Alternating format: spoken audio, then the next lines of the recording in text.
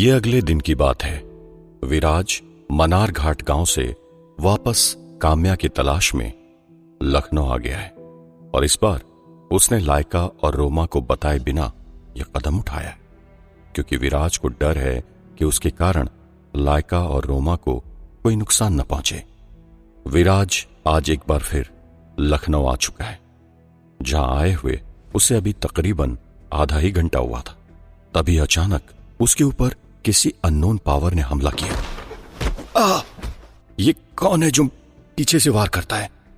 हिम्मत है तो सामने आओ, विराज ने दर्द से कहराते हुए कहा। तभी अचानक उसके दाहिने कंधे में उस पावर का कुछ असर हुआ, जिससे वो धड़ाम से नीचे गिर पड़ा। विराज अभी तक नहीं समझ पाया कि वो कौन सी पावर है और वो कौन शख्स है जो विराज के ऊपर यूं अटैक कर रहा है। विराज को इस वक्त काफी दर्द महसूस हो रहा है। वो बड़ी मुश्किल से उठने की कोशिश करता है। विराज वापस से उठा। इससे पहले वो संभल पाता, उसके दाहिने शोल्डर पर फिर एक बार किसी अननोन पावर का अटैक हुआ और वो फिर से एक बार धड़ाम से वो जमीन पर गिर पड़ा। नीचे गिरते हुए विराज ने अचानक सूरज की रोशनी के बीच पिंक कलर की लाइट को महसूस किया, जो कि किसी बिल्डिंग के पीछे से उसकी ओर आ रही है। अगले ही पल विराज धड़ाम से नीचे गिर पड़ा, लेकिन नीचे गिरने के बाद वो संभला और उसने उस पिंक कलर की लाइट को अपने हाथों से रोक दिया, जो उसकी तरफ तेजी से आ रही थी। कौन है जो पीछे से वार कर रहा है? हिम्मत है तो सामने आओ, कहते हुए विराज खुद को संभालते हुए वापस खड़ा हुआ। लेकिन तभी इतने में विराज को फिर एक बार किसी अननोन पावर ने अपने शिकंजे में जकड़ लिया और उसे गोल गोल किसी चक्र की तरह हवा में उछालते हुए एक सुनसान जगह पर पटक दिया। इस जोरदार अननोन अटैक से विराज पूरी तरह सन्न पड़ गया। उसका सर घूमने लगा और उसकी आंखों के आगे धुंधला धुंधला नजर आने लगा। अगले ही पल विराज अपने सिर को पकड़ते हुए वापस उठने की कोशिश करता है और जैसे तैसे खड़ा होता है। तभी वो अपने चारों तरफ नजर दौड़ाता है। तब वो देखता है कि बहुत सारे लोग उसकी ओर अपने हाथों में धारदार हथियार लिए तेजी से बढ़े चले आ रहे हैं और ये सभी लोग नॉर्मल इंसान हैं। उन लोगों को देखकर विराज ये नहीं समझ पा रहा है कि ये सभी नॉर्मल इंसान उसकी तरफ उसे मारने के लिए क्यों आगे बढ़ रहे हैं। उनकी आंखों में विराज को लेकर एक अजीब सा गुस्सा है। उन्हें देखकर ऐसा लग रहा है जैसे वो इंसान न होकर कोई शैतान की फौज है। रुक जाओ, एक तेज आवाज में विराज उन लोगों से कहता है। विराज के ऐसा कहते ही वे सभी लोग अपनी जगह पर रुक जाते हैं, जिनके हाथों में अभी धारदार हथियार मौजूद है। हाँ, तुम लोग मुझे मारने के लिए क्यों आ रहे हो? आखिर मैंने क्या बिगाड़ा है तुम्हारा? अरे मेरी तो तुमसे कोई दुश्मनी भी नहीं, लेकिन फिर भी तुम मुझे खत्म करने पर तुले हो। क्यों कर रहे हो तुम ऐसा? और किसके कहने पर कर रहे हो? विराज एक तेज आवाज में उन लोगों से कहता है, जिनकी संख्या तकरीबन 50 के आसपास है। लेकिन विराज के इतना कहने पर उन लोगों पर विराज की बातों का कुछ असर नहीं होता और वे सभी विराज को अपनी खूंखार नजरों से देखने लगते हैं। फिर एक के बाद एक वो आगे बढ़ता हुआ विराज के ऊपर धारदार हथियारों से हमला शुरू कर देते हैं। लेकिन विराज बड़ी फुर्ती के साथ उनके खतरनाक हमलों से खुद को बचाता है और जवाब में उनसे फाइट करने लगता है। विराज एक के बाद एक उनका बड़ी ही बहादुरी के साथ सामना करता है। इस लड़ाई को चले हुए तकरीबन 1 घंटा हो चुका है और इस 1 घंटे के दौरान विराज को यह एहसास होता है कि ये सभी लोग उससे हारने को तैयार नहीं है, क्योंकि वे सभी लोग इंसान हैं। लेकिन बावजूद इसके विराज को उनको हराने में काफी मशक्कत का सामना करना पड़ रहा है। विराज इन आम इंसानों को नहीं हरा पा रहा है। क्या है इसका कारण? विराज अपने आसपास मौजूद उन लोगों को देखकर हैरान है, जो कि विराज से किसी कुशल योद्धाओं की तरह फाइट कर रहे हैं। ये क्या हो रहा है मेरे साथ? मैं इन आम इंसानों को हरा क्यों नहीं पा रहा हूं? ये कब से इतने ज्यादा पावरफुल हो गए जो मेरे लिए इन्हें हराना नामुमकिन हो रहा है। अगर ऐसा ही चलता रहा तो ये लोग मुझे नुकसान पहुंचा देंगे। अपने मन में खुद से बातें करते हुए विराज कहता है। विराज अभी भी लगातार उन लोगों से फाइट कर रहा है।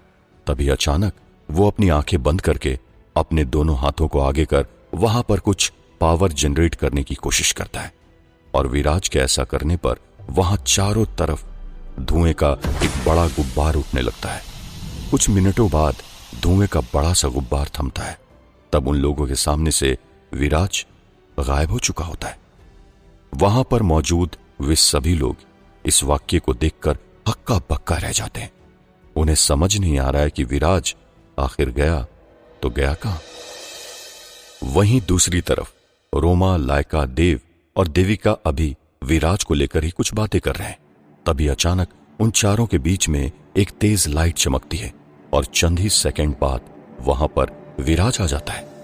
विराज को अचानक उसके सामने देख सभी लोग थोड़ा चौंकते हैं, क्योंकि इन सभी को अभी तक विराज के अचानक चले जाने की चिंता थी, जिसका कारण विराज ने इन लोगों को कुछ भी नहीं बताया था। अरे विराज, तुम अचानक कहां गायब हो गए थे? हम सभी को तुम्हारी चिंता हो रही थी। देव ने विराज से सवाल किया। मैं काम्या की तलाश में लखनऊ गया था, विराज ने जवाब दिया। तुम इस बार अकेले चले गए और तुमने हमें बताना भी उचित नहीं समझा विराज। वो तो ऊपर वाले का लाख लाख शुक्र है कि तुम अभी तक सुरक्षित हो, वरना अगर तुम्हें कुछ हो जाता तो। देव ने आगे कहा, वैसे क्या आज तुम्हें काम्या मिली कहीं? नहीं, मुझे काम्या तो नहीं मिली, लेकिन अब बहुत हद तक चीजें समझ में आने लगी है मुझे, विराज ने थोड़ा सोचते हुए जवाब दिया। क्या चीजें समझ में आ गई है तुम्हें? क्या काम्या वाकई में इंसान है या तुम्हारे प्लेनेट की मेंबर? तभी लायका थोड़ा शॉक्ड होते हुए बोली, काम्या हमारे प्लेनेट मेराटिनो की ही मेंबर है और ये बात अब साफ जाहिर हो चुकी है। लेकिन अर्थ पर कुछ और लोग भी हैं जो मेरी तलाश कर रहे हैं और आज उन सभी लोगों ने मेरे ऊपर हमला किया। वे सभी लोग इंसानों की तरह थे, लेकिन जब उनका मुझसे सामना हुआ तो मुझे समझ आया कि वो इंसान नहीं है। और इससे भी बड़ी हैरानी की बात तो यह है कि इस बार मैं उन्हें पहचान नहीं पाया। मैंने आप लोगों को पहले भी बताया था कि हमारे प्लेनेट के लोगों की बॉडी से जो वेव्स निकलते हैं उनसे हमें एक दूसरे की मौजूदगी का एहसास हो जाता है, लेकिन इस बार ऐसा कुछ भी नहीं हुआ जो कि मेरे लिए आज का सबसे अचंभित कर देने वाला वाकया था, विराज ने कहा। क्या तुम्हारे ऊपर हमला हुआ? इसका मतलब वो लोग काफी संख्या में। अब आगे क्या होगा? कैसे हम लोग इतने बड़े खतरे का सामना करेंगे?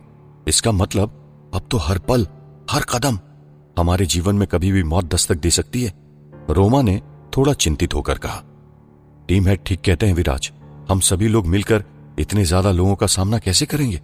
अगर मेरे और टीम हेड के पास हमारी सुपर पावर होती तो बात कुछ और होती, लेकिन इस मुसीबत की घड़ी में हमें इस बात को लेकर शर्मिंदगी हो रही है कि हम चाहकर भी तुम्हारी मदद नहीं कर पा रहे, लायका ने मायूसी भरी आवाज में विराज से कहा। ऐसी कोई बात नहीं है, तुम लोगों का मेरा साथ होना ही मेरे लिए बहुत बड़ी बात है। इससे ज्यादा मुझे और क्या मदद चाहिए, विराज ने मुस्कुराते हुए जवाब दिया। देखो वो सब तो ठीक है, लेकिन क्या तुमने कुछ सोचा? इस मुसीबत से निपटने का कुछ प्लान बनाया? देव ने विराज से सवाल किया। नहीं, अभी तो मेरे माइंड में कोई आइडिया नहीं इस बारे में, लेकिन सोचना तो पड़ेगा ही। अगर हमने टाइम रहते इस पर ध्यान नहीं दिया तो फिर कुछ भी हो सकता है, विराज ने जवाब दिया। करीब 1 घंटे के बाद विराज देव को बताए बिना चुपके से उसके अंडरग्राउंड लेबोरेटरी के अंदर चला जाता है, जहां पहुंचकर पहले वो चारों तरफ देव की उस लेबोरेटरी को अच्छे से देखता है, फिर एक जगह खड़े होकर कुछ सोचने लगता है। अगले ही पल विराज अपने दोनों हाथों को आगे करता है। उसके ऐसा करते ही वहां पर एनर्जी जनरेट होने लगती है और फिर वहां पर गोलनुमा एनर्जी सर्कल क्रिएट होता है। उस गोल एनर्जी सर्कल में कुछ हलचल होनी शुरू होती है, लेकिन अगले ही पल वो ब्लास्ट हो जाता है। मैं फिर से ट्राई करूंगा, विराज खुद से कहता है। वो फिर एक बार यही कोशिश को दोबारा दोहराता है, लेकिन इस बार भी वो गोल एनर्जी सर्कल ब्लास्ट हो जाता है। मुझे नहीं लगता कि मैं अपनी सुपर पावर से सुपर अर्जुन को इस वर्ल्ड में लाने में कामयाब हो सकता हूं। मुझे अर्जुन को पैरेलल यूनिवर्स से इस यूनिवर्स में वापस लाने के लिए कुछ और करना होगा। मुझे अर्जुन के पिता से इस सिलसिले में बात करनी होगी। शायद वो इसमें मेरी कोई मदद कर सके, क्योंकि मेरे ऊपर भी यहां अब खतरा मंडराने लगा है। विराज खुद से बातें करते हुए कहता है और अगले ही पल वहां से अपनी सुपर पावर का यूज करके गायब हो जाता है। वहीं दूसरी तरफ पैरेलल वर्ल्ड में आज श्रीनिवासन वापस सुपर अर्जुन को लेकर अपनी खुफिया लेबोरेटरी में गया है, जहां वो आज कुछ नया एक्सपेरिमेंट करने वाला है। मुझे आपकी एक बात समझ नहीं आती प्रोफेसर, कि आप हमेशा मुझे सस्पेंस में रखते हैं और लास्ट में रीजन बताते हैं। इसलिए आज फिर मैं आपसे पूछता हूं कि आज अचानक आप मुझे फिर एक बार यहां क्यों लाए हैं? वैसे मुझे इसकी आदत नहीं है, लेकिन आज तुम्हारे कहने पर चलो मैं बिना बातों को घुमाए फिराए इसका आंसर दे देता हूं। आज तुम्हारे यहां आने का मकसद उस एक फार्मूले की तलाश करना है जिसके मिलने पर तुम अपने वर्ल्ड में वापस जा सकते हो। और अगर मेरा यह फार्मूला मिल गया तो एक यूनिवर्स से दूसरे यूनिवर्स में जाना कितना आसान हो जाएगा। प्रोफेसर श्रीनिवासन ने जवाब दिया। श्रीनिवासन के मुंह से यह बात सुनकर अर्जुन काफी खुश हुआ। ओह, तो इसका मतलब अब मैं बहुत जल्द अपने वर्ल्ड में वापस जाने वाला हूं। एक अलग ही एक्साइटमेंट के साथ अर्जुन बोला। मैंने तो ऐसा नहीं कहा कि तुम अपने वर्ल्ड में अभी वापस जाने वाले हो, श्रीनिवासन ने जवाब दिया। और श्रीनिवासन के इस जवाब ने वापस से अर्जुन को सेट कर दिया। तो क्या अब मैं अपने वर्ल्ड में कभी वापस नहीं जा पाऊंगा? अर्जुन ने थोड़ा हैरान होकर पूछा। अर्जुन के इस सवाल के जवाब में प्रोफेसर श्रीनिवासन ने कहा, देखो अर्जुन, पिछले कुछ दिनों से मैंने काफी तलाश की उस फार्मूले की, लेकिन मैं इसकी गारंटी नहीं दे सकता कि वो फार्मूला मुझे पूरी तरह मिल चुका है। लेकिन फिर भी मैंने इस पर पैरेलल वर्ल्ड में जाने की कुछ स्टडी जरूर की है, जिसकी मदद से मैं उस फार्मूले की तलाश के लिए एक कोशिश तो कर ही सकता हूं। अगले ही पल प्रोफेसर श्रीनिवासन अपने एक एडवांस टेक्नोलॉजी से लैस मशीन के साथ कुछ एक्सपेरिमेंट करने लगता है, जिनका उद्देश्य अर्जुन को वापस उसके वर्ल्ड में पहुंचाने का है। काफी देर कोशिश करने के बावजूद श्रीनिवासन वापस अर्जुन के सामने आया और बोला, मैंने काफी कोशिश की अर्जुन, लेकिन अभी भी मैं उस फार्मूले तक पहुंच नहीं पा रहा। मैं इस वर्ल्ड में टाइम मशीन में हुई तकनीकी खराबी की वजह से आया था, और इसलिए मेरा मानना है कि आप टाइम मशीन के बारे में कुछ सोचोगे तो बेहतर होगा। वैसे इस वर्ल्ड में बड़े बड़े रिसर्च इंस्टीट्यूट में मौजूद साइंटिस्ट के पास टाइम मशीन तो होगी ही ना, जैसे वो आपका विलेन भाई डॉक्टर ध्रुव। अर्जुन ने थोड़ा सोचते हुए बोला, टाइम मशीन बनाना कोई बच्चों का खेल नहीं अर्जुन। हालांकि मैं मानता हूं कि हमारी ये दुनिया तुम्हारी दुनिया से काफी ज्यादा एडवांस टेक्नोलॉजी से लैस है। यहां ऐसी एडवांस टेक्नोलॉजी मौजूद है जो तुम्हारे वर्ल्ड में नहीं है, लेकिन फिर भी अभी तक कोई भी टाइम मशीन नहीं बना पाया है। खुद मैं टाइम मशीन बनाने की कई कोशिशें कर चुका हूं, लेकिन अभी तक इसमें मुझे कामयाबी नहीं मिली। प्रोफेसर श्रीनिवासन हताश होकर कहता है, वैसे टाइम मशीन बनाने का फार्मूला मुझे थोड़ा बहुत मालूम है। शायद आप नहीं जानते, जिस वर्ल्ड से मैं इस पैरेलल यूनिवर्स में आया हूं, उस वर्ल्ड में आप ही वो शख्स थे जिसने टाइम मशीन बनाई थी। और यहां आपके खोजे गए कुछ एविडेंस मेरे हाथ लगे हैं, जिनमें उन फार्मूले का जिक्र था जिससे टाइम मशीन बनाई जा सकती थी। लेकिन वो सब आधी अधूरी जानकारी थी। मैं टाइम मशीन बनाने में कामयाब नहीं रहता, लेकिन क्लोन अर्जुन की पावर ने टाइम मशीन को पूरा कर दिया। अर्जुन ने प्रोफेसर को सब कुछ बताते हुए कहा, मैं मानता हूं सुपर अर्जुन कि टाइम मशीन में हुई तकनीकी खराबी तुम्हें इस वर्ल्ड में लेके आ गई, लेकिन फिर भी तुम 100% गारंटी के साथ ये तो नहीं कह सकते ना कि तुम पैरेलल यूनिवर्स में आने जाने के फार्मूले की तलाश कर पाए हो, क्योंकि जो कुछ भी तुम्हारे साथ उस वक्त हुआ था वो महज इत्तेफाक था, जिसके होने का तुम्हारे पास कोई सबूत नहीं है और ना ही उसका कोई फार्मूला तुम्हारे पास मौजूद है। अगर मान भी लिया जाए कि हम टाइम मशीन बनाने में कामयाब रहे भी, तो ये जरूरी तो नहीं ना कि तुम अपने वर्ल्ड में वापस जा पाओगे, क्योंकि टाइम मशीन का मेन काम पास्ट और फ्यूचर में टाइम ट्रेवल करना ही है। अब हर बार ये जरूरी तो नहीं ना कि टाइम मशीन खराब हो और तुम दूसरे यूनिवर्स में पहुंच जाओ। श्रीनिवासन ने एक बहुत ही अहम बात अर्जुन को बताते हुए कहा। एक तरफ अर्जुन अब थोड़ा परेशान हो गया था, तो वहीं दूसरी तरफ रियल वर्ल्ड में विराज घर के एक कोने में बैठकर कुछ सोच रहा है। दरअसल अभी विराज अर्जुन के रूम पर पहुंचा है ताकि वो एकांत में रहकर खुद को रिलैक्स फील करा सके। विराज अभी अपनी ही धुन में मग्न है। तभी उस कमरे में देव की एंट्री होती है। इतने में विराज एक्साइटेड होते हुए कहता है, अब मेरे दिमाग में एक आइडिया है और उस आइडिया का कनेक्शन अर्जुन के पैरेलल वर्ल्ड में जाने से है। जिस तरह से अर्जुन टाइम मशीन के जरिए पैरेलल वर्ल्ड में पहुंचा, क्या फिर से ऐसा नहीं हो सकता कि हम अर्जुन को वापस बुला लें? क्या विराज अब सुपर अर्जुन को इस यूनिवर्स में बुला लेगा? विराज ने जब सुपर अर्जुन को वापस लाने की बात कही तो देव खुश हुआ था, पर साथ ही उसे हैरानी भी हुई। लेकिन मुझे ये बात समझ नहीं आई कि अर्जुन को अचानक पैरेलल वर्ल्ड से वापस इस वर्ल्ड में बुलाने की नौबत क्यों आ गई? देव ने थोड़ा हैरान होकर पूछा। क्योंकि मुझे लगता है कि सुपर अर्जुन मुझे आने वाले खतरों से बचाएगा, और मुझे यह भी लगता है कि अर्थ पर मौजूद मेरे दुश्मनों, मेरा मतलब है मेरा टीनों मेंबर्स की ताकत काफी ज्यादा मात्रा में है, और मुझे नहीं लगता कि मैं अकेले उन सब का सामना कर पाऊंगा। इसलिए मेरे साथ सुपर अर्जुन का होना बेहद जरूरी हो गया है। विराज ने अपने मन की बात को कहा। जब मेरा बेटा इस वर्ल्ड में मौजूद था तब उसके पास उसकी सुपर पावर नहीं थी, और जहां तक मेरा मानना है कि पैरेलल यूनिवर्स में भी उसके पास उसकी सुपर पावर नहीं होगी। तो अगर ऐसे में तुम अर्जुन को किसी मेथड के जरिए वापस इस वर्ल्ड में बुलाने में कामयाब भी रहे तो वो चाहकर भी तुम्हारी कोई मदद नहीं कर पाएगा, क्योंकि तब वो भी हमारी तरह एक इंसान ही होगा। देव विराज को समझाते हुए बोला। और अगर उसके पास उसकी सुपर पावर वापस आ गई हो तो मुझे लगता है कि हमें अब किसी भी हाल में अर्जुन को पैरेलल यूनिवर्स से वापस बुलाना चाहिए, विराज फिर एक बार देव से कहता है, जिस पर देव काफी देर तक सोच में पड़ जाता है। तुम्हारा कहना ठीक है विराज, लेकिन मुझे नहीं लगता कि इसमें मैं तुम्हारी कोई मदद कर पाऊंगा, और वैसे भी मेरे पास ऐसा कोई फार्मूला नहीं जिसकी मदद से मैं पैरेलल यूनिवर्स में आने जाने की इस पहेली का कोई सलूशन निकाल सकूं। लेकिन फिर भी मैं तुम्हारे लिए एक कोशिश जरूर करूंगा, अपने बेटे अर्जुन को वापस से इस वर्ल्ड में लाने की।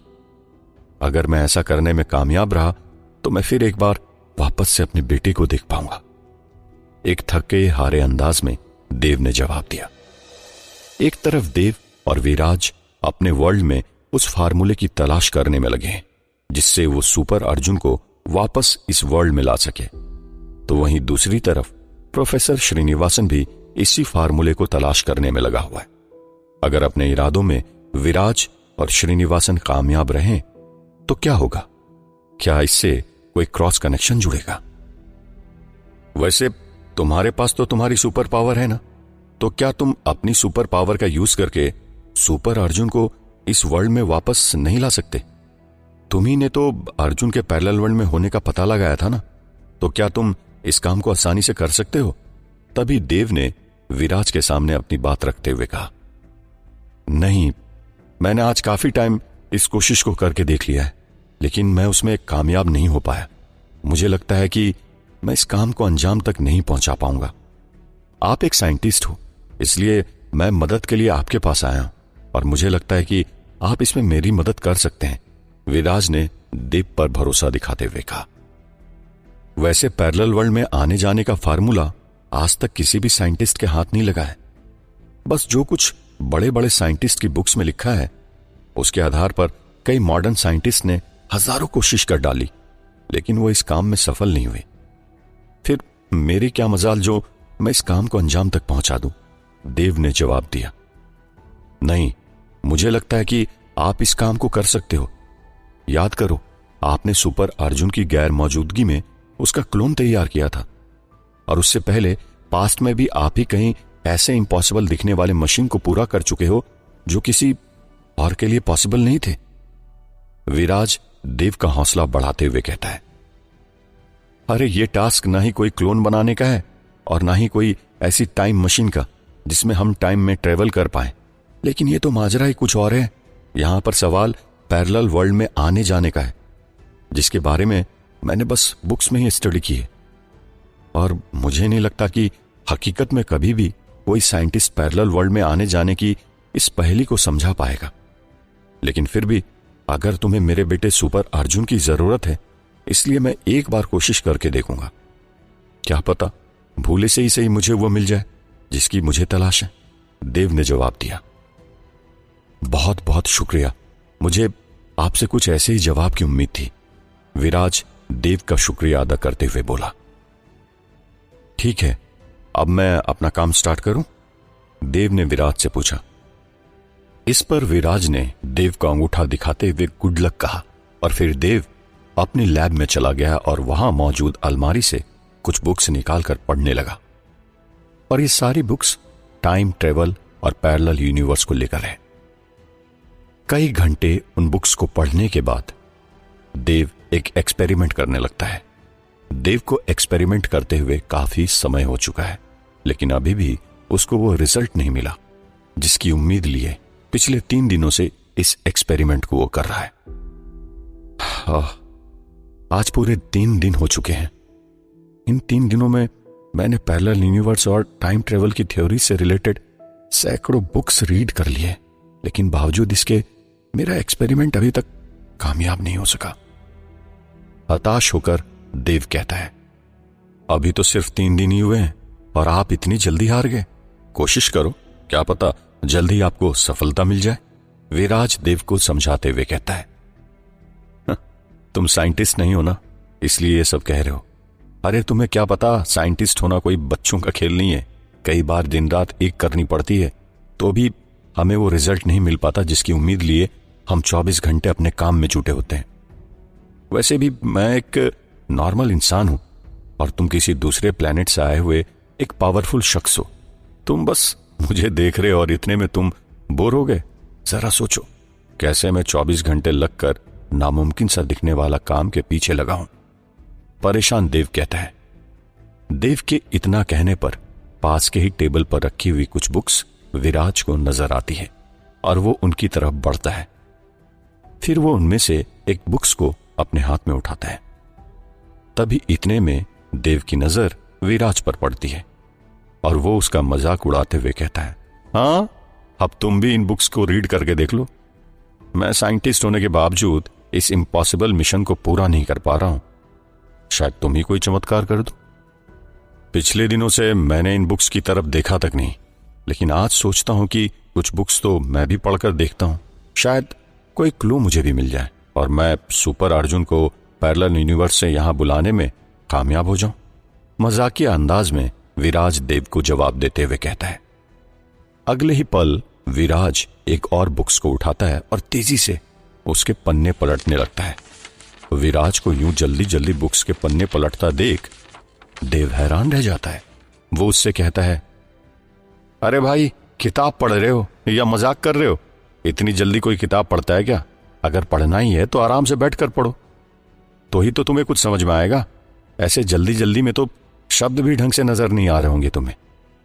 देव के इतना कहने पर विराज हल्का सा मुस्कुराता है और वापस से बाकी की बुक्स पढ़ने लगता है, वो भी कुछ ही मिनटों के अंदर।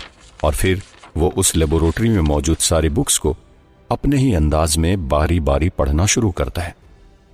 अरे बड़े ही अजीब आदमी हो यार तुम, इतनी सारी बुक्स को सिर्फ देखते ही रहोगे या पढ़ोगे भी भाई? देव फिर एक बार चौंकते हुए कहता है, आप टेंशन मत लो, मैं इंसान नहीं हूं। मैंने कुछ ही मिनटों के अंदर ये सारी बुक्स पढ़ ली है। विराज ने जवाब दिया। अरे पर ये कैसे पॉसिबल है? इतनी जल्दी इतनी सारी बुक्स को कोई कैसे पढ़ सकता है? देव फिर एक बार विराज से हैरान होकर पूछता है। मैंने बताया था ना कि मैं इंसान नहीं हूं। मेरा बुक पढ़ने का अंदाज कुछ ऐसा ही है। तुम ये समझ लो कि इन चंद मिनटों में मैंने इन बुक्स को पढ़ लिया है और काफी हद तक मुझे आइडिया भी लग चुका है कि मुझे अब आगे क्या करना है। फिर एक बार मुस्कुराते हुए विराज ने जवाब दिया।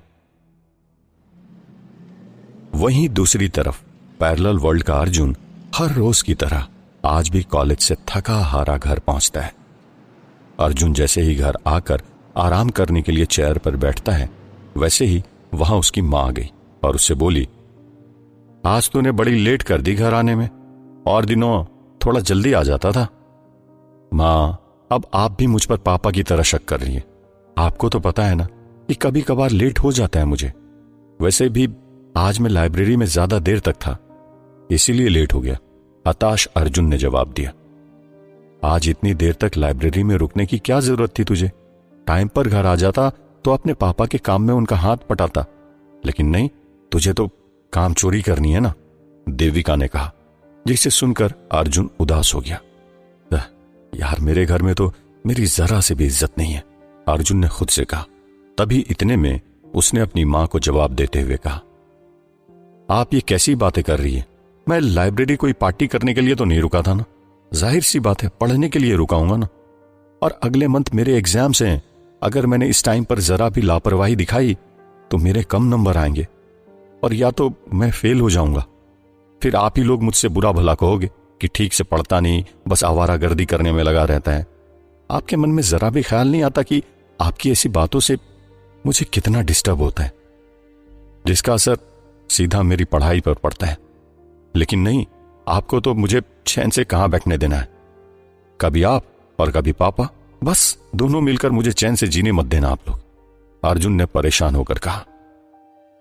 अरे बेटा, तू तो देख ही रहा है ना घर के हालात कैसे हैं, दिन पर दिन बद से बदतर होते जा रहे हैं। तू तो अब बड़ा हो चुका है, अपने आसपास देख, तेरी उम्र के लड़के क्या से क्या कर रहे हैं। कोई जॉब कर रहा है तो कोई अपने पापा के काम में हाथ बटा रहा है, लेकिन तू है कि दिन पर दिन गैर जिम्मेदार होते जा रहा है। ऐसा कैसे चलेगा बेटा, देविका ने अर्जुन को डांटते हुए कहा। तो आप क्या कहना चाहती हैं मां, कि अब मैं अपनी पढ़ाई छोड़ दूं और बस सारा दिन पापा के साथ काम पर लग जाऊं? अर्जुन तेज आवाज में अपनी मां से कहता है। इतने में देव भी वहां पर आ पहुंचता है और वो भी अर्जुन की इस बात पर उस पर बरसने लगता है। अरे बहुत तेज जबान चल रही है ना तेरी, अपनी मां से कोई ऐसे बात करता है क्या? अर्जुन को डांटते हुए देव कहता है। पर पापा, अर्जुन ने इतना कहा ही था, तभी उसको देव बीच में से टोकते हुए कहता है, मैंने सब कुछ सुन लिया है, तेरी मां ठीक तो कह रही है, तू दिन पर दिन गैर जिम्मेदार होता जा रहा है। अरे तुझे तो घर की चिंता ही नहीं है, तुझे तो बस अपने दोस्तों के साथ आवारागर्दी करने के लिए घर से पैसे मिल जाते हैं ना, इसलिए तुझे मेहनत का मूल पता नहीं है, तभी ऐसी हरकतें कर रहा है तू। देव ने फिर एक बार अर्जुन को डांटते हुए कहा। पर पापा, मैंने कुछ गलत भी तो नहीं कहा, मैं तो बस मां से इतना कहा कि मेरे पेपर आने वाले हैं, इसलिए मैं लाइब्रेरी में देर तक पढ़ाई करता था और यही वो कारण है आज मुझे घर आने में थोड़ा लेट हो गया, अर्जुन ने कहा। हाँ, मैं सब समझता हूं, मुझे अच्छी तरह से पता है, आजकल के बच्चे घर में अपने माँ बाप से कुछ और कहते हैं और बाहर कुछ और करते हैं, देव ने कड़क आवाज में कहा। अब मैं आपको कैसे यकीन दिलाऊं कि मैं कॉलेज सिर्फ पढ़ाई करने के लिए जाता हूं। अगले महीने से मेरे पेपर स्टार्ट होने जा रहे हैं, इसलिए मैं इन दिनों स्टडी पर ज्यादा फोकस कर रहा हूं। लेकिन आप लोग हैं कि इन सब चीजों को कहां समझते हैं कि आज के टाइम में पढ़ाई लिखाई कितनी जरूरी है, अर्जुन ने अपनी बात रखते हुए कहा। तभी देविका ने अर्जुन के सूखे होंठ और उसके चेहरे को देखा। अरे इतना क्यों डांट दिया बेचारे को, आपको पता भी है उसने कॉलेज से आकर खाना भी नहीं खाया, देविका ने कहा। वो बेचारा नहीं, अब बड़ा हो चुका है, कोई छोटा बच्चा नहीं रहा वो। अरे इसकी उम्र में तो मैंने पूरा कारोबार संभाल लिया था, लेकिन इसे तो अभी भी अक्ल कहां है। अगर खाना नहीं खाता तो कोई बात नहीं, जब भूख लगेगी तो खुद खा लेगा, थोड़े दिन भूखा रहेगा तो खुद ब खुद उसकी अक्ल ठिकाने आ जाएगी, देव ने कहा और वहां से चला गया। पर देव की बातों को सुनकर अर्जुन को बहुत बुरा लगा। उसने झट से अपने आंसू छुपा लिए और अपने कमरे में चला गया। कभी कभी तो मैं सोचता हूं कि मैं बेवजह इस दुनिया में आ गया। हे भगवान, अगर मुझे पैदा करना ही था तो इस घर में ना पैदा करता जहां मुझे बेवजह इतना कुछ सुनना पड़ता है, वो भी हर रोज। अपने कमरे में मौजूद अर्जुन खुद को कोसते हुए कहता है और तकिए पर अपना गुस्सा निकालने लगता है। दूसरी तरफ रियल वर्ल्ड में विराज देव को बताता है कि उसे अब वो फार्मूला मिल चुका है जिससे वो पैरेलल वर्ल्ड से सुपर अर्जुन को यहां बुला देगा। अरे ये क्या कह रहे हो तुम, ये कैसे पॉसिबल है? मैंने इतनी सारी बुक्स पढ़ी लेकिन मुझे वो फार्मूला तो नहीं मिला, तो फिर तुम कैसे ये सब इतने विश्वास के साथ कह सकते हो? देव ने चौंकते हुए पूछा। क्योंकि इन 3 दिनों के अंदर आप मुश्किल से कुछ ही किताबें पढ़ पाए हो, लेकिन मैंने यहां मौजूद हजारों किताबें पढ़ डाली है, जिसमें से इस बुक से मुझे वो फार्मूला मिला है। लेकिन आप इंसान हो ना, इसलिए इसे आसानी से नहीं समझ पाओगे जो मैंने समझ लिया है। इस बुक से मुझे बस थोड़ा सा क्लू मिला है जो तुम इंसानों के किसी काम का नहीं, लेकिन मेरे लिए ये छोटा ही सही लेकिन बड़े काम का क्लू है। जिससे मैं इस इम्पॉसिबल दिखने वाले काम को कर सकता हूं। मुझे पहले लगा था कि यह सब मेरे लिए काफी मुश्किल होगा, लेकिन मैं ये सब कर सकता हूं। विराज ने एक कॉन्फिडेंट भरी आवाज में कहा। अच्छा, अगर वाकई में ऐसा है तो कोशिश करके देख लो। देव शॉक्ड होकर बोला। क्या विराज अपने इस मिशन में कामयाब हो पाएगा?